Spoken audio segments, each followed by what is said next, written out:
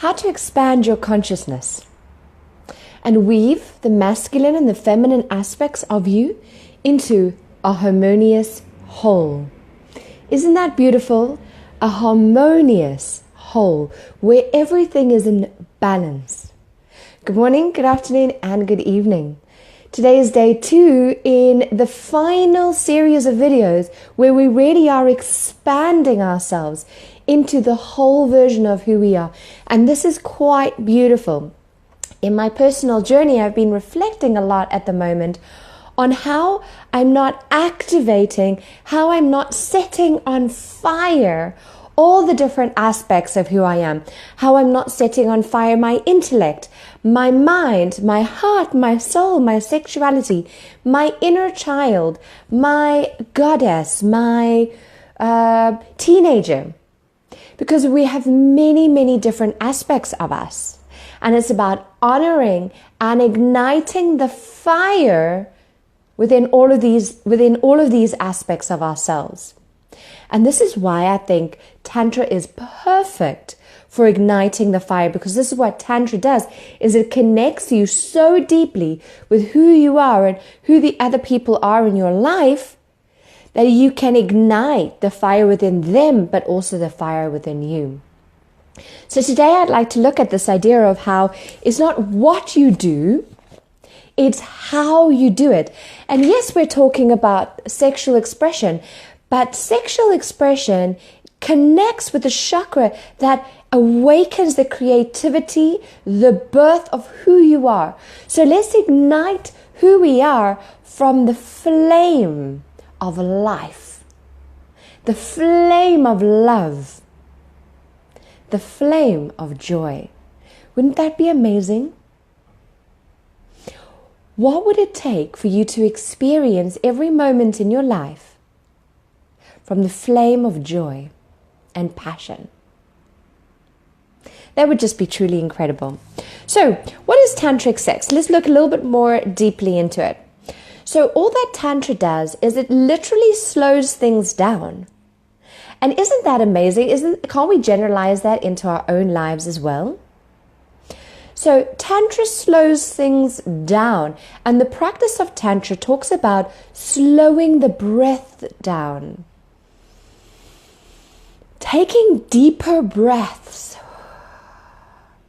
One of my clients was sharing with me the other day how she gets into the space where she knows she's anxious because her breath becomes a little bit more chaotic. And it's beautiful because we were talking about that in step 6 when we were looking at vibration in the heart.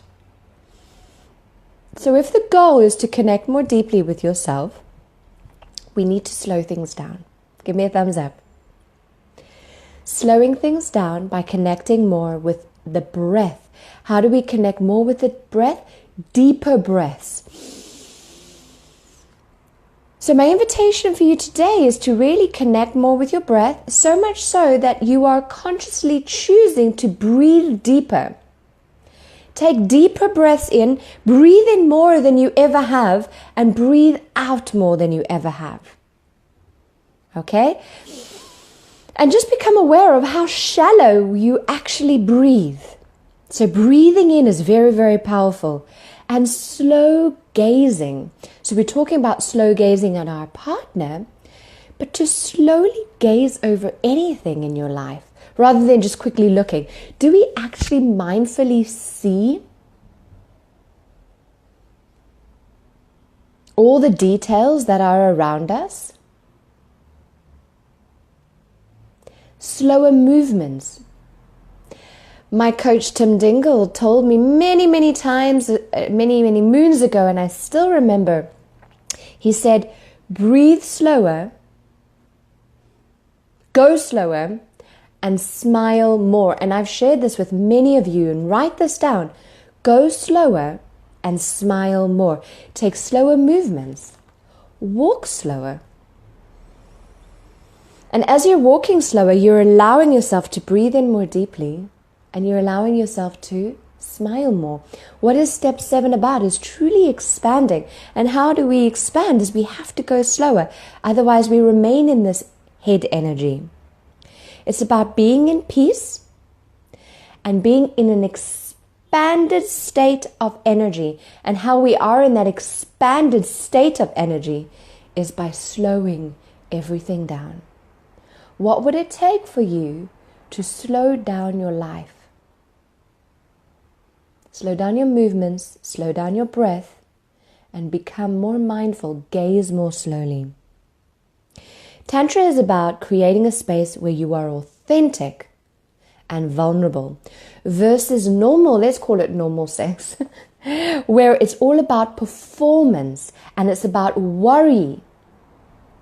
You know, if you think about all the times that you've had sex before, how concerned were you that you looked good, that you acted in a particular way? Were they enjoying it? Are they good enough for you? Like, oh, they're not doing what I like. It's all about right or wrong, judgment, faster, slower. Like it's all about performance, yes?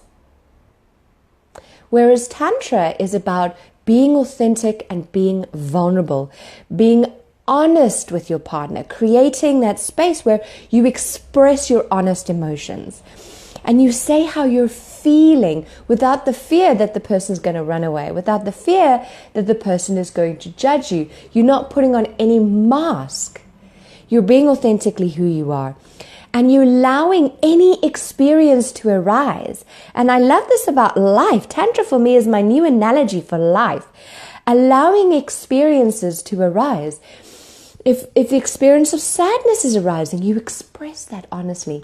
If the experience of joy and ecstasy is arising, then you allow that authentically to take shape the way that it's naturally supposed to, in the flow, rather than suppressing it. Allowing yourself to experience whatever comes up. This is the ultimate way of expressing yourself. Tantra is about honor.